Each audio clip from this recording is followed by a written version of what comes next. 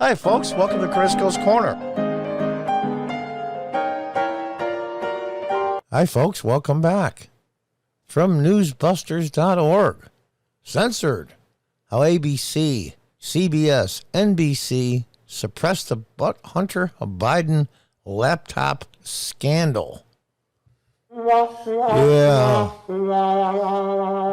Yeah, I mean, we all kind of knew, but I never knew it was this bad when I got in the weeds a little bit in here, so let's check it out. It was a bombshell story that could have swayed the 2020 presidential election. Just weeks before Election Day, the New York Post printed an explosive story on the morning of October 14th, 2020. Of course, just before the election, less than a month. That alleged Hunter Biden had corrupt business dealings with Ukraine and Joe Biden knew about them. Okay. Yeah, you know, the New York Post prints a lot of stuff. They weren't a legitimate newspaper for a long time, but I got to say they had a great sports page. I used to work for Gannett years ago, many years ago. I didn't believe what they printed, but I worked for them. And I didn't do any editorial work. I worked in circulation, but make a long story short, New York Post was kind of a joke, but they had a great sports page. And now it looks like in the last few years is Gannett that's in the crapper. And the New York Post actually prints real stories. Funny how things change. The Post story was full of stunning revelations. And number 3 exec of the Ukraine Ukraine firm Burisma. And you can go. I never spoke with Hunter about his business dealings and his weird SCX behavior and drug use, and he dropped another bombshell. Hunter Biden pursued lucrative deals involving China's largest energy company, including one said he would be interesting for me and my family. I'll scroll through all of this. The deal also listed 10% for Jim, 10% held for H for the big guy. And of course, they all said it was Joe Biden. You know, Hunter Biden using the N-word multiple times and all this other stuff. And it was buried by the mainstream media, of course, because that was huge. It was a huge issue. Was it legitimate was the point. Did all the mainstream networks besides Fox and Newsmax and other small news outlets that lean conservative really pushed it and the rest of them didn't, but how much they didn't cover it is really the point. Minutes ABC, CBS, NBC covered Hunter Biden's laptop scandal since October 14th. 25 minutes and 6 seconds. That's nothing. They went on longer than 25 minutes about Donald Trump having 2 scoops of ice cream.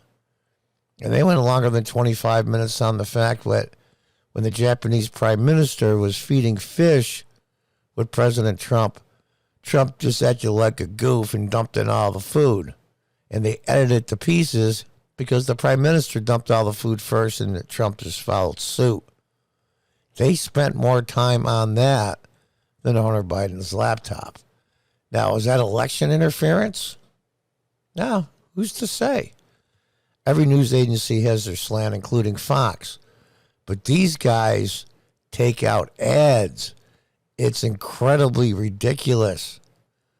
A deep dive in the coverage shows when the big 3 networks bother to mention the scandal, they just largely to knock it down using this dismissive verbiage as dubious, questionably sourced story, old line of attack, and unverified.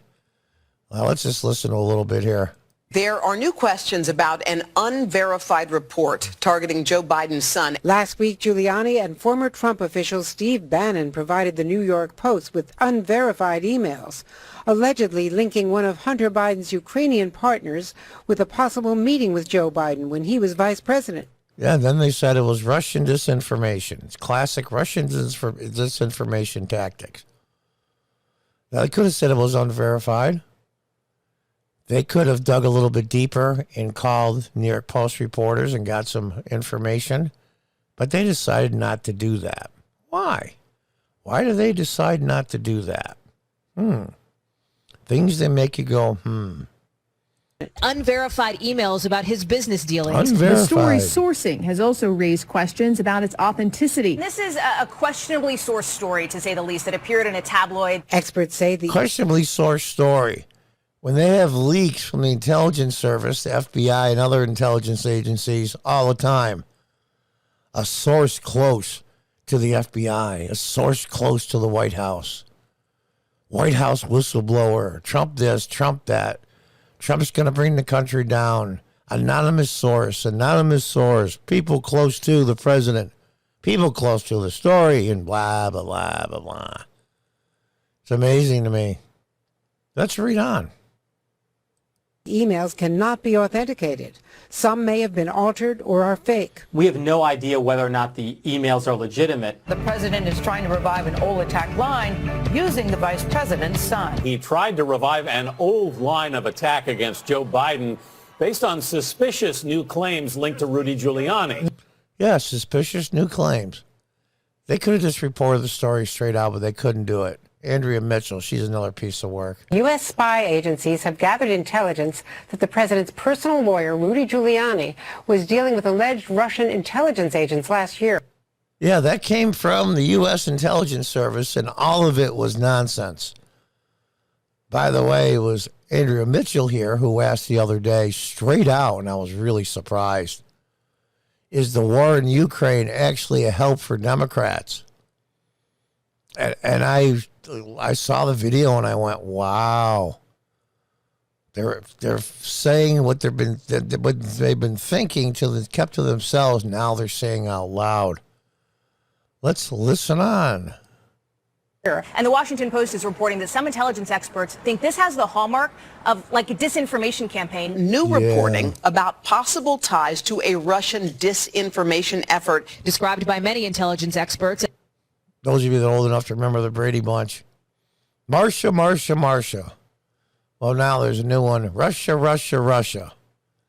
It's always Russia. That's always the neocon standby for disinformation.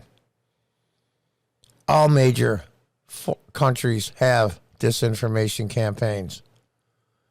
Did the Russians interfere with the election? Did they just interfere with that? They don't want one side to win. What major countries, including the U.S., I might add, does is they just want to cause disruption in elections, and they just want to cause chaos. It's amazing to me. Says having hallmarks of a foreign disinformation campaign. All the This hallmarks. whole operation looks right out of the Kremlin playbook. Right out of the Kremlin playbook. Yeah, boy. Could it be maybe that they took a page out of the Russian playbook? It's amazing to me. Oh, God. Are you going to read some of this? Supportive of the case by an over 3-to-1 ratio, ABC, CBS, and NBC aired a total of 18 minutes, 18 seconds, devoted dismissing the story to just 5 minutes, 1 second of arguments supporting the revelations. And there you have the list there of the three major networks. It's even interesting as we scroll down here, smoking gun emails and blah, blah, blah. And I'll scroll through this. I'm not going to read it all. But interesting, the polls after the election is what really tells the story on why it was done. And like I said, there's the timetable. April. This is all recently now. New York Times belatedly confirmed that Hunter Biden's laptop is real. Yes, Virginia, there is a Santa Claus. And not an example of Russian disinformation. But what we're going to see why they did it. Research conducted by the polling company for the Media Research Center after the 2020 election found the media's censorship of Biden's scandals had a significant impact on the election. The survey found that over 45% of Biden voters in 7 key swing states said they were unaware of the financial scandal enveloping Biden and his son. That's almost half. Hunter, according to our poll, full awareness of the Hunter Biden scandal would have led Now, I've seen 17%, but I'll take the lower amount just to be conservative about it. Scandal would have led 9.4% of Biden voters to abandon the Democratic candidate. Now, they might not have voted for Trump. Some of them would, some of them wouldn't. To abandon the Democratic candidate, flipping all 6 swing states he won to Trump, would have given the former president 311 electoral votes. Now, that's not cheating in the sense that YouTube likes to censor it, and I'm not saying they cheated. I'm saying they used their influence they used their power to influence the result. Is it legal to do that? I'm not so sure. Probably is. Freedom of the press, First Amendment, that kind of thing. The freedom of the press, the First Amendment, just gives you the right to have free speech. It also gives you the right to not say things when you don't want to. But you've always had that right, even without the First Amendment. So, do some of the Trump people have a point? We're not going to go into detail, of course, on the election itself because that's a bugaboo here on YouTube. But those numbers are astounding. The 9.4% of Biden voters in those swing states would have not supported the Democrat nominee for president at the time, Joseph Biden.